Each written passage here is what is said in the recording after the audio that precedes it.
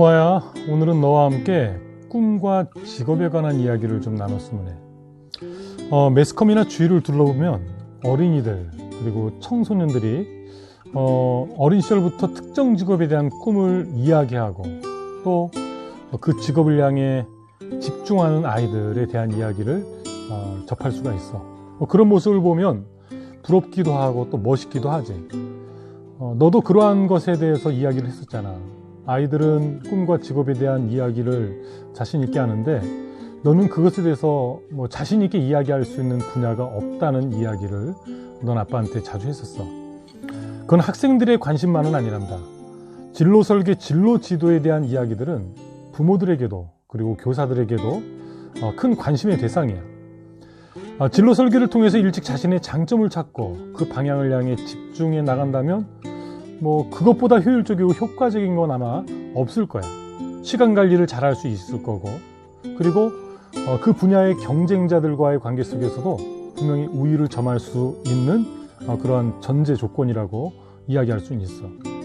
근데 한번 생각해 봤으면 해. 한번 몇 가지 질문을 던져볼 텐데, 먼저 첫 번째는 과연 그들은 그 직업을 자신의 미래의 직업으로 삼고자 할 때 그러한 마음을 어떠한 과정을 통해 갖게 됐느냐는 거야.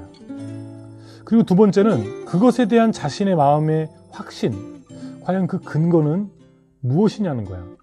자신이 그것을 다른 사람들보다 얼마큼 잘했기에 그러한 생각을 가졌고, 자기가 얼만큼 그것을 좋아했기에 그것을 미래의 직업이라고 확신할 수 있었느냐는 것이지. 자기 스스로 또는 남이 나의 재능이라고 이야기하는 것, 그것이 미래 나의 직업과 나의 꿈을 이야기하는데 과연 얼마만큼 확신과 그것에 대한 중요성을 그들은 인식하고 있느냐라고 하는 질문을 던져보고 싶어. 아빠는 이러한 비전과 꿈에 대해 이야기할 때, 그리고 직업과 진로 설계를 이야기할 때 그들이 멋진 인생을 디자인해 나가는 사람, 아빠 주변에도 있었고 우리 주변에서 어렵지 않게 찾을 수가 있어. 그런 사람들은 TV에도 많이 소개가 되지. 그런데 아빠는 더 많은 사람들이 그러한 과정, 그러니까 어린 시절부터 꿈과 어떤 진로를 정하고 그 분야에 집중하면서 나아간 이들 가운데 더 많은 이들은 멋진 삶을 디자인했다기보다 그 꿈과 직업, 그들이 방향을 정한 그 진로에 투자한 시간과 노력에 비해 전혀 다른 길을 감으로 인해서 인생을 허비한 사람들이 더 많을 것이라는 것이 그 아빠의 생각이에요. 이것은 단순히 아빠 한 사람의 생각이 아니라 아빠 주변에서도, 그리고 네가 주변에서 만나는 어른들의 이야기를 통해서 많이 들을 수가 있어. 예를 들어 어릴 적 정했던 그 꿈과 그리고 그들이 가졌던 생각, 그리고 오늘 그들이 현실에서 누리고 있는 말 그대로 직업과 또 그들의 현실은 일치하지 않는 경우들이 많단 말이야. 그럼 그들이 어렸을 때 꿈이 없었냐는 말이야. 그렇지 않다는 것이지. 아빠는 꿈과 직업을 이야기할 때 어린 시절 잠깐 나타내 보인 어떤 한 사람의 장점, 특출난 어떤 그러한 모습들을 재능이라고 하는 이름으로 미래의 진로를 설계하고 또 그들의 비전을 디자인하는 가장 큰 전제 조건으로 삼는 것에 대해서는 약간 부정적이에요. 그것을 누가 판단하고 누가 결정할 수 있느냐는 거야. 아이들 스스로 자신의 꿈과 비전, 직업과 진로를 이야기할 때 과연 그들은 어느 정도의 세상을 경험한 상태에서 그것을 결정했느냐는 질문은 우리에게 던져야 할 필요가 있는 질문이에요. 자기 자신에 대해서는 얼마나 안 상태고, 과연 그들은 이 세상의 직업들, 그들이 나아가야 될 그 진로, 그리고 미래의 어떤 그 변화에 대해서 그들은 어느 정도 안 상태에서 그러한 결정을 내렸는가 되묻지 않을 수가 없단 말이에요. 대부분 우물 안의 개구리와 같은 그런 삶의 바운더리 안에서 보고 들은 것, 그리고 생각하고 느낀 것들을 전제로 그런 결정이 이루어졌을 가능성이 크지. 이것은 추정이 아니야. 조금만 생각해도 분명히 그것에 대해서는 여러 가지 근거들을 댈 수 있어. 아이들이 그러한 판단을 하고 표현하는 것은 지극히 자연스러운 거야. 어렸을 때 책 한 권 읽고 그 책에 등장한 어떤 주인공의 직업과 또 그를 통해 받은 감명을 통해서 나는 과학자가 될 거야, 나는 정치인이 될 거야, 나는 종교인이 될 거야. 아이들은 이렇게 너무나도 자연스럽게 이야기할 수 있지. 그리고 어느 일정한 시간 거기에 관심을 갖고 나타내 보인 어떤 그 재능을 통해서 그 분야에 대한 나름대로의 확신과 또 그러한 것들을 근거로 삼을 수 있겠지. 그러나 그들을 지도하는 부모와 교사의 태도는 달라야 된다고 생각해. 어린 시절 피아노를 조금 잘 치면 피아니스트가 돼야 하는 것일까? 물론 피아니스트가 될 수 있는 어떠한 어느 정도의 생각거리는 될 수 있겠지. 고려사항은 될 수 있을 거야. 어린 시절 운동을 남보다 잘하면 과연 운동선수로 살아가야 하느냐는 거야. 그냥 친구들과 축구를 하다가 축구에 관심도 보였고 남들보다 좀 잘했어. 그럼 그 사람은 축구 선수가 되어야 하느냐는 거야. 아빠는 너에게 꿈과 직업에 대해서 이야기할 때 이것은 아빠가 강요하는 것이 아니라 그냥 아빠의 생각이야. 적어도 네가 대학을 선택할 때까지, 때로는 대학을 졸업할 때까지 너의 직업에 관해서만큼은 약간 유보했으면 좋겠다라는 거야. 물론 너가 어떠한 기술을 배우고 너에게 관심 분야로 어떤 나타난 그 분야에 대해서 네가 시간을 투자하고 그것을 한번 직업으로 가져볼까 생각하면서 노력하는 것 자체를 아빠는 부정하지 않는다라는 거야. 그러나 너가 한 23, 24살 정도가 될 때까지 쏟아야 될 에너지는 어떤 한 분야에 대한 어떤 시간, 에너지와 열정이 아니라 만약 비록 그것이 한 분야라 할지라도 그 분야 하나의 특정한 것에 시간을 쏟기보다는 네가 나중에 관심 분야가 달라지고 그리고 전혀 다른 분야에 대한 어떤 그 진로를 디자인하고 설계해 나가려 할지라도 필요한 능력을 준비하는데 20살이 될 때까지 24살이 정도 될 때까지는 그러한 것들을 준비하는 데 시간을 쏟아야 한다는 것이에요. 우리 주변에 나는 운동선수가 될 거야 라고 하면서 운동만 준비하는 거기에 시간과 에너지를 쏟고 물질을 쏟고 그리고 시간이 지나서 그 분야에서 성공하지 못해서 다시 처음부터 다른 분야를 찾아 나가는, 말 그대로 성인이 되어서 진로 설계를 다시 이야기하는 이들을 우리는 얼마나 자주 만났냐는 말이에요. 피아노를 전공하고 피아니스트를 꿈꿨고 그냥 피아노 하나에 모든 것을 걸었는데 피아니스트가 되지 못하고 그것과는 전혀 다른 일을 위해 그냥 아르바이트 하면서 진로 설계해 나가려고 고민하는 그러한 성인들을 우리는 주변에서 많이 볼 수 있단 말이야. 대학을 졸업하고 자기가 전공한 대학의 그 전공을 살려서 직장을 다니고 진로를 설계하고 그곳에서 만족하며 살아가는 사람들이 과연 주변에 얼마나 있지?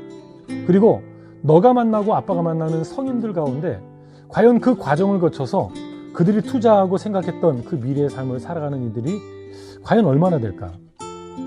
아빠는 그러한 이들이 많기보다는 그러지 못한 삶을 산 사람들이 많다고 생각해.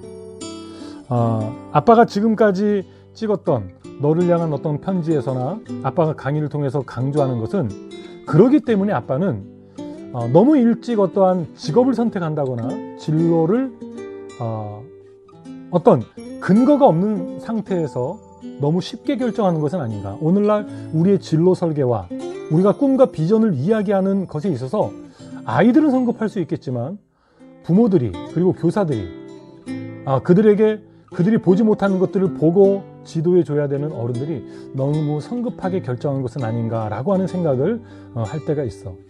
물론 이 생각은 아빠 개인의 주관적인 생각할 수 있겠지만 아빠가 교육자로서 다른 사람들에게 만약에 권면하라고 한다면 아빠가 지금 이야기하는 진로 설계에 있어서만큼은 조금 더 차분할 필요가 있다라는 그 이야기를 하고 싶어. 우리가 경험한 세계는 아빠도 아직까지도 우물 안의 개구리라고 할 수 있어. 근데 아이들은 어떻게 했어? 그들이 경험한 세상, 그들이 책을 통해 접한 직업의 세계와 그 세계는 너무나도 축소된 세계란 말이야. 굉장히 좁은 영역의 세계란 말이야. 그래서 그들에게 아빠는 세상을 보여주고 싶어서 십진분류 독서법이라고 하는 것을 창안했고 그냥 문헌정보학자들이 만들어낸 그 십진분류라고 하는 것을 그 서갓의 분류 체계를 아빠는 진로를 설계하는 굉장히 좋은 도구와 수단이 될 수 있다라고 하는 전제를 가지고 그냥 노력하고 있어.